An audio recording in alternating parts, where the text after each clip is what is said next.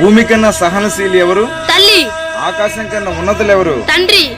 గాలిని మించిన వేగం ఉన్నది మనస్సు. వేగం వల్ల అభివృద్ధి చెందేది నది. త్యాగం వల్ల తృప్తి పొందేది ఏది? జీవితం. స్థిరంగా ఉండడానికి దానం. కారణం కృషి. స్వర్గం ఉండే తావు. సత్యం. మనశ్శాంతికి మూలం. తృప్తి.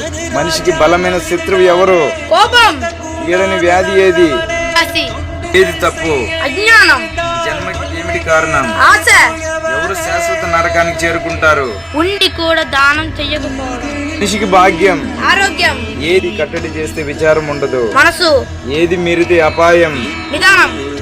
విడవగలిగితే గొప్పదనం. కామం. ఎప్పుడు మరణించిన వాడితో సమానం. దరిద్రం వచ్చినప్పుడు. ఇప్పుడు ఆత్మానందాన్ని అనుభవిస్తాడు. దైవాన్ని తెలుసుకున్నప్పుడు. ఇప్పుడు మర్మంగా మిగిలిపోయేది దైవ సృష్టిలోని మర్మం.